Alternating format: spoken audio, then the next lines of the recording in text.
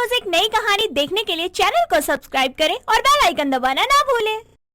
विनय अपने कुछ दोस्तों के साथ घूमने के लिए रामपुर नाम के गांव में गया था, जहां पर उसे चमेली नाम की लड़की से प्यार हो जाता है।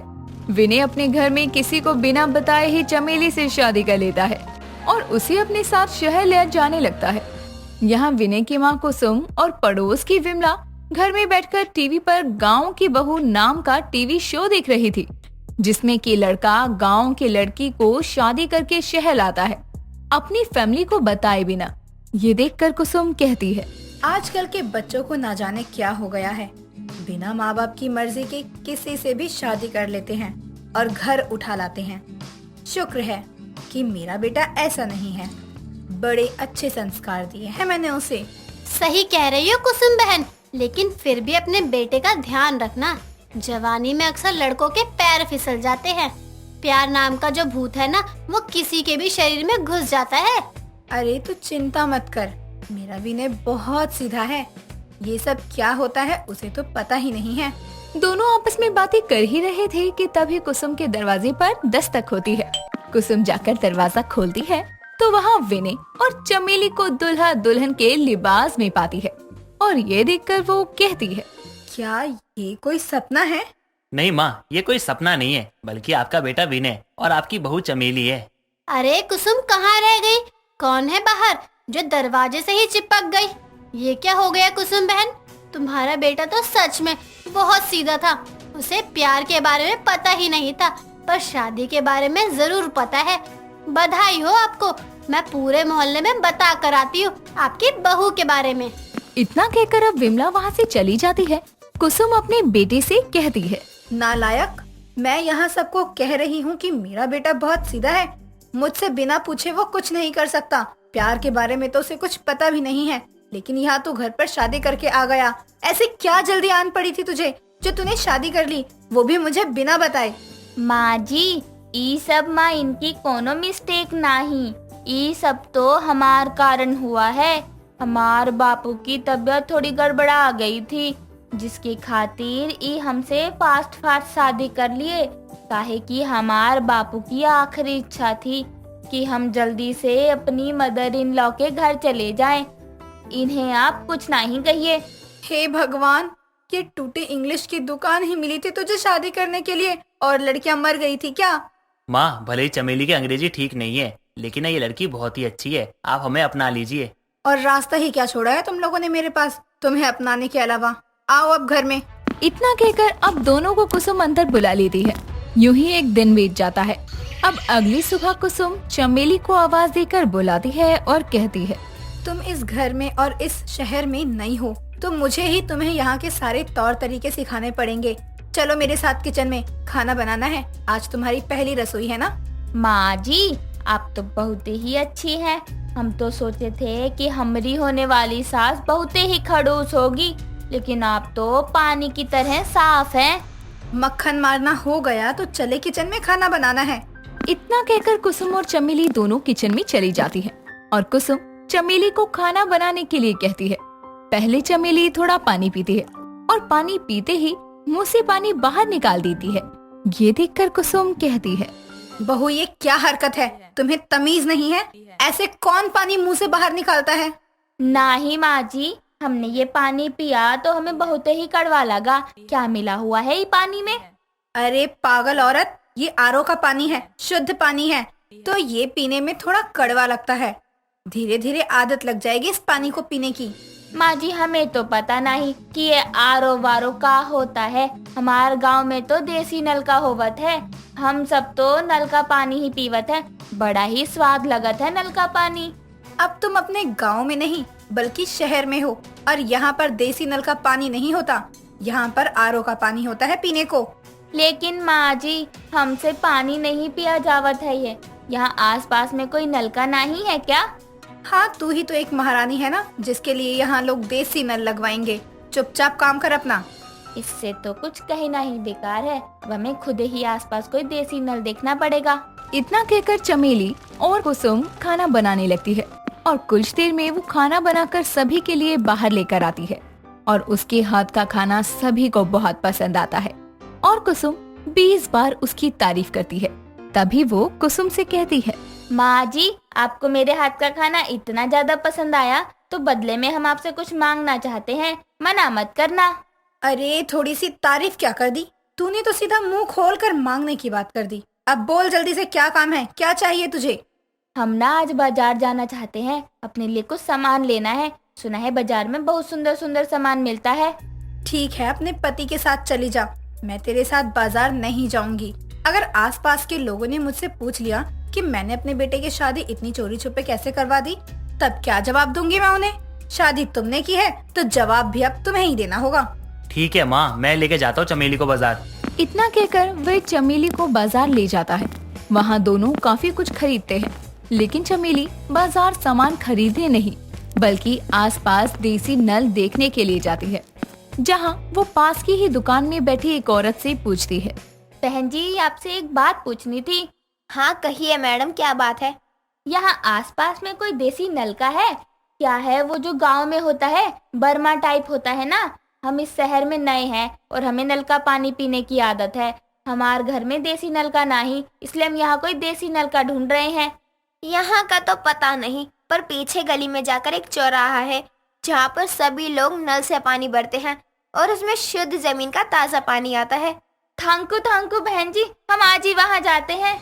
इतना कहकर चमेली वहाँ से विनय के पास जाती है और उसे बहाना करके घर भेज देती है और खुद चौराहे में पानी लेने के लिए पहुँच जाती है, जहाँ उसे एक देसी नल नजर आता है, जहाँ पर बहुत भीड़ लगी थी पानी भरने के लिए। और चमेली ये देखकर कहती है, हे राम, यहाँ पर तो बहुत ही भीड़ है, हम यहाँ से पानी कैसे लेंगे? देखकर तो ऐसा लग रहा है जैसे सोना चांदी पड़ा हो और ये लोग हाथ फैलाए बैठे हैं। यहाँ से पानी लेना तो बहुत ही मुश्किल होगा, लेकिन अब कर भी का सकते हैं, हमें पीना भी तो देसी पानी है। इतना कहकर अब चमेली उस भीड़ के पास में रखी एक बाल्टी को लेकर घुस जाती है और लड़ झगड़ कर एक बाल्टी पानी भर कर घर ले आती है और चुपके से किसी को पता चले बिना किचन में पीने के पानी की बर्तन में पलट देती है। तभी चमेली को कुसुम आवाज लगाकर बुलाती है और पानी देने को कहती है। चमेली देसी नल के पानी में से ही एक गिलास पानी कुसुम को ले जाकर देती है और कुसुम पानी पीकर कहती है, अरे बहू, ये पानी कैसा है? पीने में कितना अजीब लग रहा है। आरओ खराब हो गया है क्या? नहीं माँ जी, ये पानी तो देसी नल का पानी है। क्या कहा? देसी नलके का पानी? लेकिन हमारे घर में ये पानी आया कहाँ से? कहाँ से आया का मतलब? ये पानी हम खुद जाकर लेकर आए हैं। वो पास वाली बस्ती में बहुत ही भीड़ थी, वहाँ सबसे लड़ झगड़ कर लाए हैं हम। क्या कहा?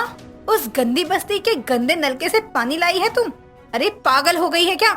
जाकर अभी सारा नल का पानी फेंक कर आ, वरना उस पानी के साथ मैं तुझे भी गंदी बस्ती में फेंक आऊंगी।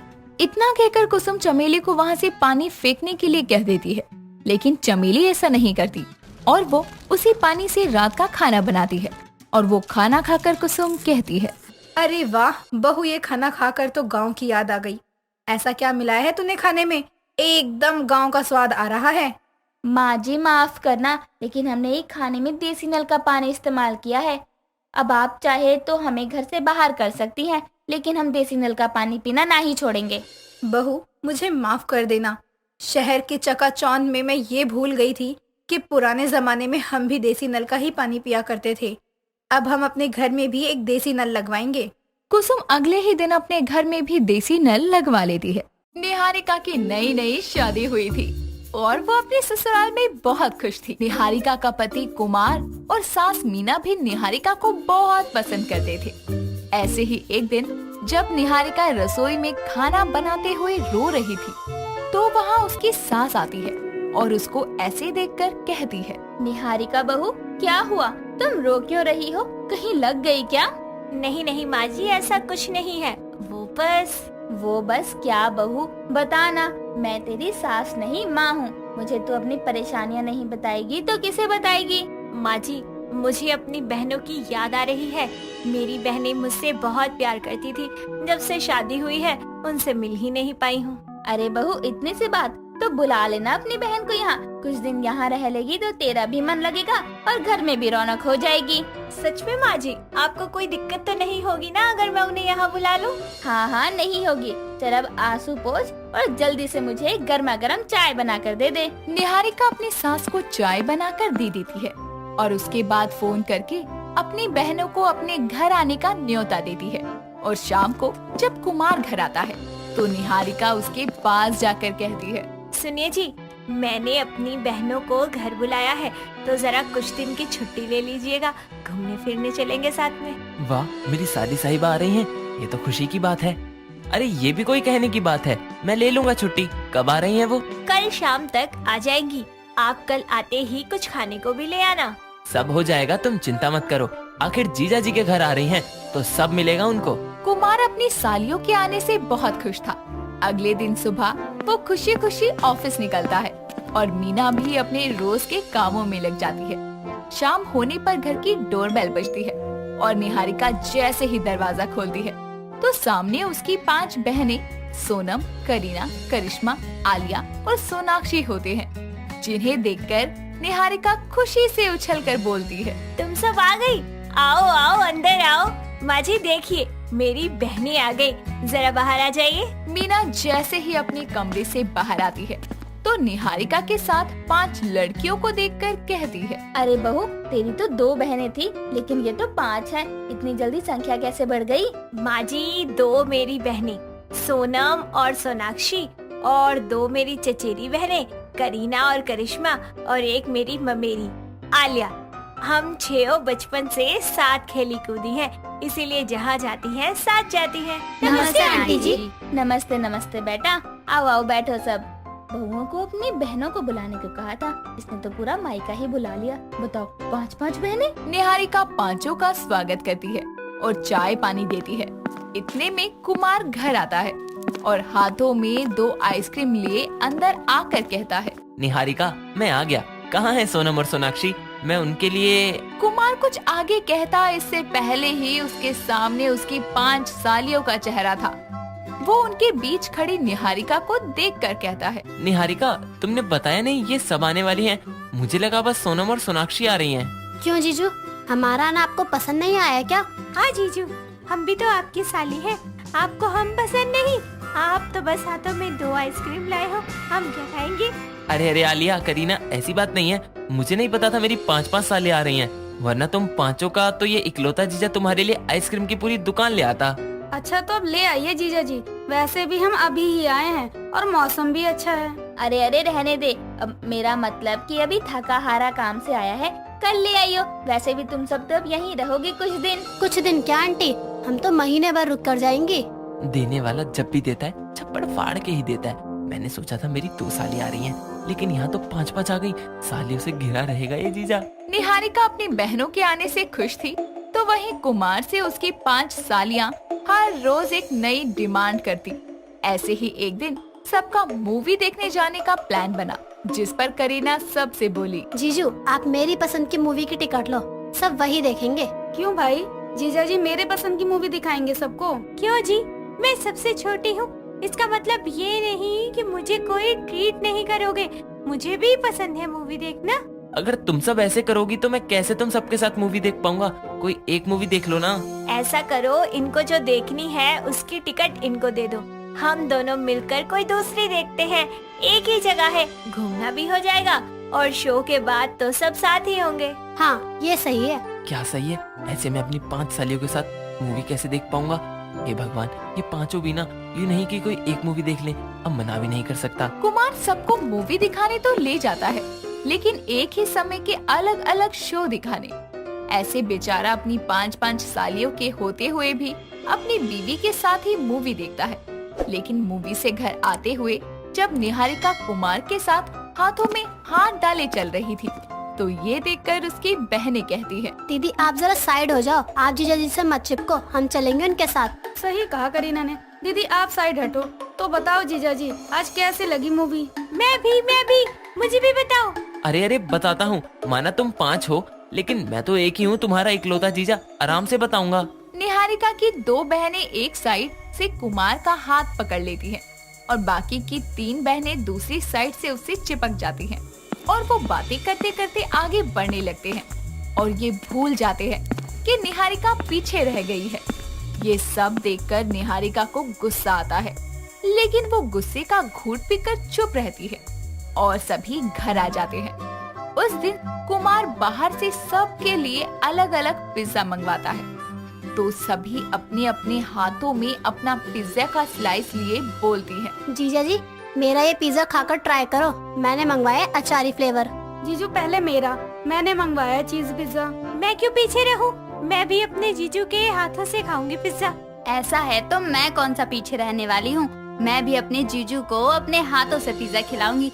चलिए जीजू, मुंह खोलिए। अरे मेरी 5 सालियों, एक एक करके आ जाओ। तुम 5 सालियों का एक जीजू इतना प्यार एक साथ ग्रहण नहीं कर पाएगा। निहारिका की 5 बहनें अपने जीजू को अपने हाथों से पिज्जा खिलाती हैं। ये देखकर निहारिका को थोड़ी जलन होती है। साथ ही उसी समय कुमार भी अपने मुंह से खुद प्यारे प्यारे शब्द बोलकर निहारिका को और जला देता है। आज पता लग रहा है मेरी 5 सालियां होने का फायदा। सच में तुम 5 ऐसे ही खिलाती रहो, मेरा तो पेट कभी खाली ही नहीं रहेगा। हमारे होते हुए आपको खाली नहीं रहने देंगे जीजा जी।